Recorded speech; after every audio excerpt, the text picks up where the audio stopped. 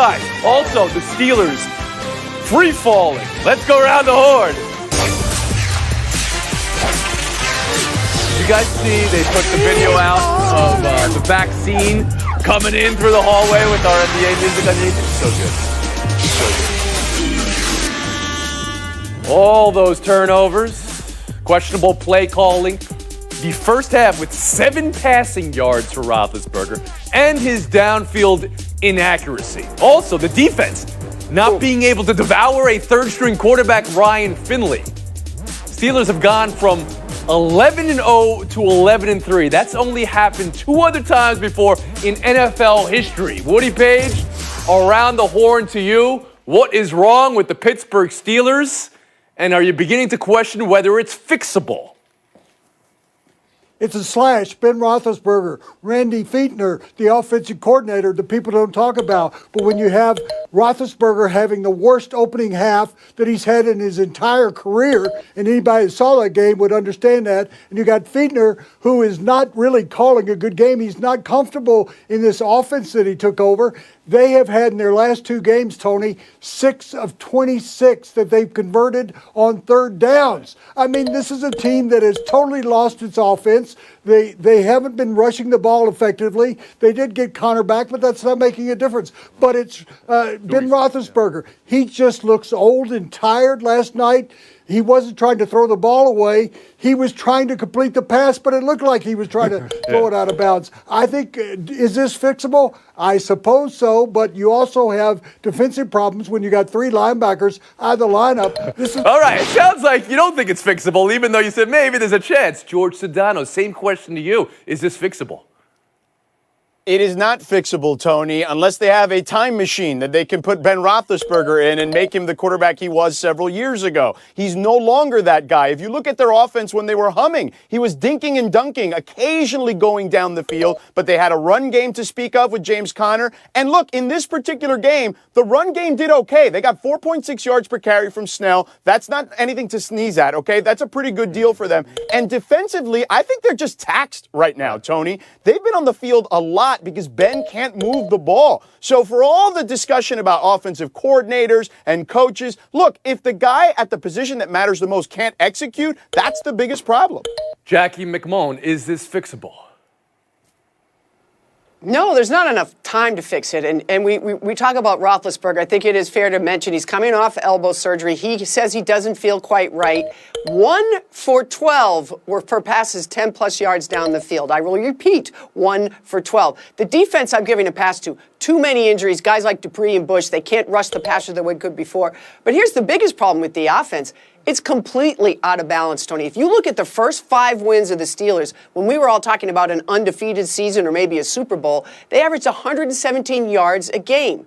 In the last 3 losses, they've averaged 51 yards a game. It's completely out of bounds. So if you want to get them back on the road to recovery, whether you like it or not, run the ball more. Present some balance to give some pressure off Roethlisberger. Emily Kaplan, you just heard all the statistics Jackie McMullen had, but let's just drill down here. They were 11-0 at some point. Can they get back to being a team that could win the close games even if they aren't pretty?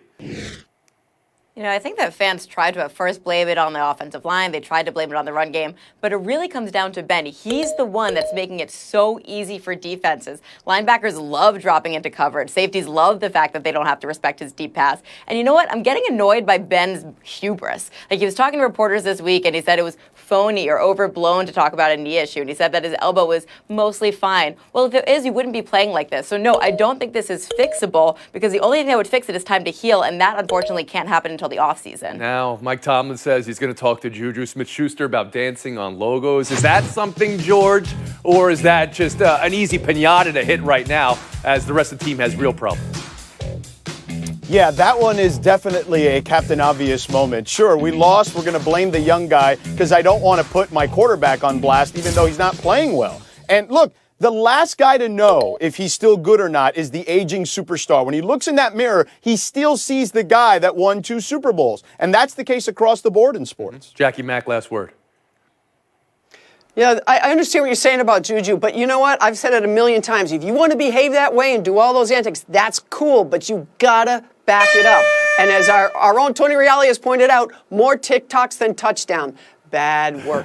So you should give yourself points for that, Tony. What do you want a last word? You can get in there. I bet you have a better joke. Please. Well, I think they've had a problem with dropping the football, and he's among those guys. I'd be more concerned about that than I would be the logo. Okay. We'll move on. NBA preview extravaganza. Let's go. Ball night. Tonight, 2 games. Lakers, Clippers, Golden State, Brooklyn. Now, there are some of you people on this very panel who thought the Clippers were going to beat the Lakers last year. Anyone willing to call a self-foul there? Anyone? No, Yes, I did. Okay, Jackie, I appreciate it. Not you, George. George, I know what you picked. You picked very loudly Lakers and Heat. We got that. All right, Jackie, you'll take your medicine here. But let me ask you, it didn't just happen last. It didn't not happen. It went down in flames for the Clippers. Anything this year telling you maybe it could be different? Or are the Lakers far and away the best team? Well, the Lakers are the best team, hands down, and they have the best 1-2 duo in the league in LeBron and AD. Unless Kyrie and Kevin Durant are going to be healthier than I think they're going to be, I still think the Lakers are the best team. But does that mean I don't think the Clippers have the chance? That's where I'm going to part company with everybody else, I guess. I still think, on paper, the talent the Clippers have should put them in the conversation. Now, does Paul George look in that mirror that George Sedano was talking about and say, I had the worst time of my career. I completely imploded in the playoffs. I'm going to be better. I've signed an extension. I'm going to be the all-NBA player I should be. I know Kawhi Leonard already thinks that about himself. So I like Serge Ibaka as an ad for the Clippers, but I love Marc Gasol with the Lakers because when he starts playing Woody's Denver Nuggets, you got someone to body up with Jokic. Lakers is still the best team. George, this is 100% your account. I mean, you're dealing with this every single day on the radio. The Clippers, where they left off, it's been, I guess, 2.5, 3 months for them to cleanse themselves. Can they possibly turn it around this season? Or are the Lakers that much better than everybody else? The Lakers are still the overwhelming favorite, Tony. Last year, they had 2 top 5 guys. Nobody else could boast that. They still have that, and now their supporting cast is better. However, I do think the Clippers match up well against them, as we saw last year, because they got 2 guys, in theory, that can try to slow down LeBron James. No other team has that. I like the Ibaka addition, as Jackie mentioned. I think he's an upgrade over Montrezl Harrell because he can stretch the floor, and he's a better defender and deterrent at the rim. But the thing for the Clippers, yes, Paul George needs to look at himself in that mirror, as Jackie said. But you know what? A championship team needs to sacrifice. So if you're Lou Williams, Pat Beverly, all these other guys who were complaining about Kawhi and Paul George and preferential treatment, you need to find other ways to affect the game in order for you and your team to become champions. Whew. All right, so I've heard from Sedano and I've heard from McMahon. There is a but there, though. They're calling the Lakers the best, but they still believe in the Clippers after everything we've seen. Woody Page, I turn to you now. Well, Jackie, I have great respect for you as a Hall of Famer. George, not so much. I don't think you're going to be in the Hall of Fame. But for both of you to just tell me that the Clippers are in the same class with the Lakers added, not only did they add Gasol that you were talking about, but to get Schroeder, to get Matthews, and to do what they did during the offseason, they've not only extended their bench, but they've improved the quality around the basket with those guys. I just think that when you talk about the Clippers, they went out and got a new coach, but really, is that going to make a difference in this series? I don't think so. The Lakers should be far and away the number 1 choice in the Western Conference. And Emily Kaplan. I think that the Clippers have the secret weapon, and that is weaponizing the uncertainty about Kawhi Leonard's future. I loved the way that Kawhi Leonard spoke yesterday when he was completely candid. It's like, you know what? I probably am going to decline my player option in a year if I'm healthy. And, the reason he signed a short-term deal with his team is he wanted to keep them uncomfortable. He wanted to keep them on their toes. And that's important for Ty Lue. I hope he leans into that as he creates a whole new offense around him. And I hope this team leans into this us against the world mentality because let's face it, all of us have been dragging them through the mud since their stinky bubble performance. And they're still a damn good team that won 49 to 72 games last year. A lot of Clipper love from this panel continues to be. We'll talk about the other game now tonight. Brooklyn got the glimpse of Kevin Durant in exhibition, and he looked good.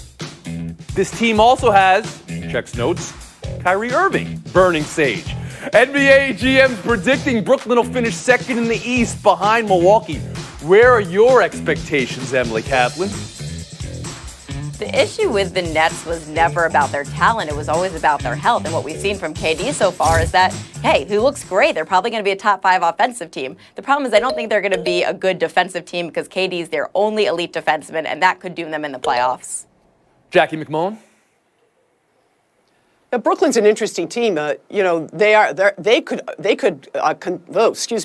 compete with the 1-2 punch of AD and LeBron if they can stay healthy all through the year. Now, Kyrie Irving, in his career, has averaged about 53 games a season. He just hasn't been able to play that full 82. If he can, maybe that works. But, Milwaukee's fantastic. They have the reigning MVP. They added Jrue Holiday. I'm not going to dismiss them completely. But I do think that the Nets, to me, are the most intriguing team in the entire NBA. It's must-see TV every single night for George Sedano?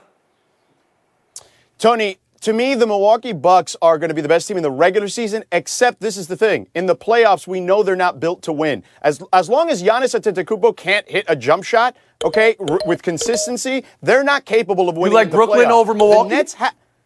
The Nets have the more top-tier talent. Kevin Durant, if he's healthy, like Jackie mentioned, and Kyrie, if he's healthy, they are the best team because they're the most top-heavy team. They've got good players that they can roll out as far as their supporting cast is concerned. Particularly on offense, they're going to be really strong. There are some questions on defense, but even though I think the Eastern Conference, you look at those top 6 teams, you probably put them in a bowl. I can pick them all out in different orders, and I would agree that the regular season standings may look like that, but at the end of the day, Brooklyn is the best team on paper. Wow. So, this is after not playing one game together. You had them already being the best team in the Eastern Conference.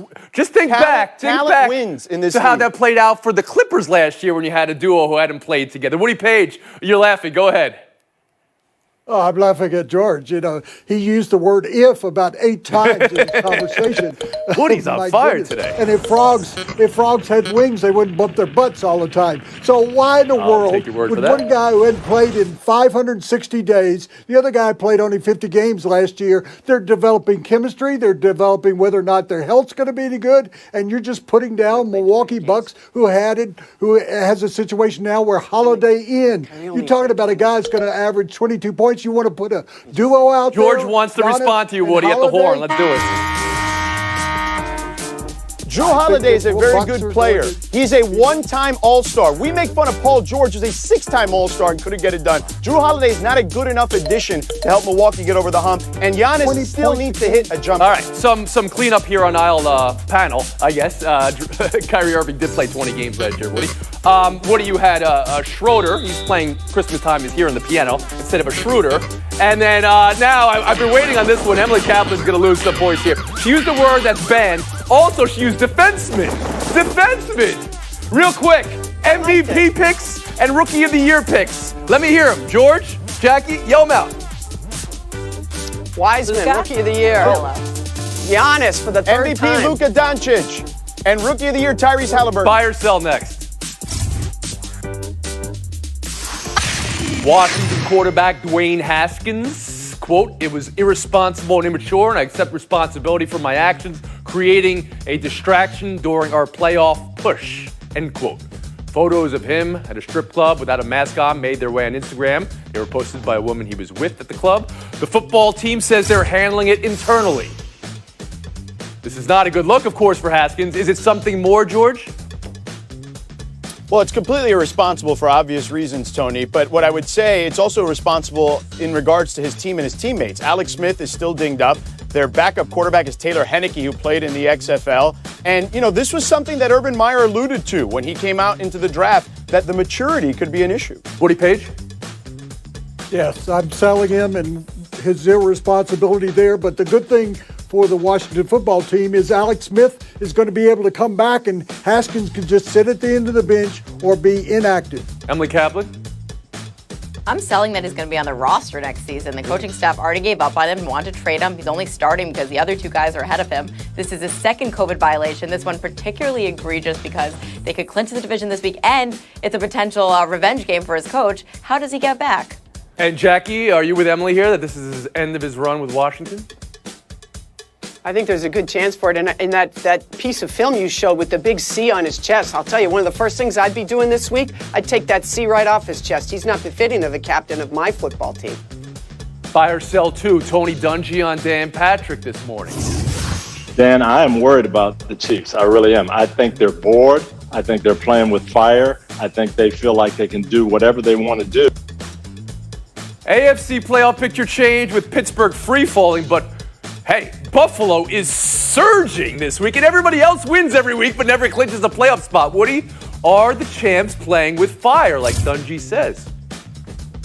No, if that's the kind of fire that they're with, I'm all about it, because if you remember in the postseason last year, they got behind Houston 21-0 in the first quarter. They got behind Tennessee. They got behind in the Super Bowl. They're accustomed to coming back in games and playing close games. It doesn't matter. They still look like they're on fire to me. Emily Kaplan. When it comes to the Chiefs, honestly, I feel like we're just running out of things to talk about with them. They're 22-1 over the last 13 months, 8-0 on the road this year, 4-5 in red zone touchdown drives this year. Yeah, they play with fire, but it also takes fire to play against them and beat them. You have to score more than 30 points, which most teams can't do. Jackie McMullen. The hardest thing in all of sports to do is to repeat as champion. And why is that? Because you get complacent. You do get bored occasionally because of your own greatness. To me, I've never considered that something that is not, that you can't overcome. Unlike flipping a switch for other athletic endeavors, to me, this is different. These guys, I'm not worried about them at all. I recognize everyone is, if you had a chance to bet, you're going to bet on Mahomes. Even though, like I said, Buffalo is surging recently. 100%. But it's 6 straight one-possession wins, George. What do you see with that? Tony, I can't believe we're docking them points here because they're winning close games. They're still won 22 of 23. And if anything, winning in those close games shows, hey, you know what? If we get in those situations, we've been there before. We know how to react in those spots. Nobody's biting on that. We'll move on. Stop me when this next one sounds believable. Signs of tension between Harden and Rockets teammates. Stop. Shams Charania on The Athletic. Sources telling Charania Harden and rookie Deshaun Tate had a heated exchange during Monday's practice, culminating in Harden throwing the ball in Tate's direction. While that's allegedly happening, the Heat allegedly pulling out of the Harden talks. Jackie, what to buy, what to sell? I never thought the Heat was a great fit with Harden anyway. They check your body fat like every 4 days. How do you think that's going to go with James Harden? So I never thought that was a great fit. No, honestly, that's just the truth of it. Harden's unhappy. If I'm the Rockets, I'm doing just what I'm doing. I'm going to hang on to him until I think it's the right time to trade him, and I'm going to get what I need Emily from Kaplan. I'm buying that this is a topic we're going to be talking about on this show for the next 20 weeks. Harden's going to continue to be petulant. They're going to continue to shop him, and the asking price is too high. Tony will talk about it next time. Woody Page. I'm buying that around the horn doesn't check our body fat. I think that Harden, that the rookie Tate should stay out of it with Harden. He's the guy that could be traded in a day or two, but they're not going anywhere with Houston. Nobody's going to make the kind of deal they want. He's going to be there until the trading deadline. He's just going to have to put up with it. George Dono. I'm selling all of it, Tony. I'm selling that the Heat have completely lost interest. They may have disengaged, but I could see them re-engaging for the right price. And here's the thing, Jackie, it's every 3 days. Every 3 days they test the body fat in Miami. See, George, that's why you are allowed to do their games. Look at you. You fit the bill. Emily, Jackie, I believe this is the last show for you for the year. We'll see you in 2020.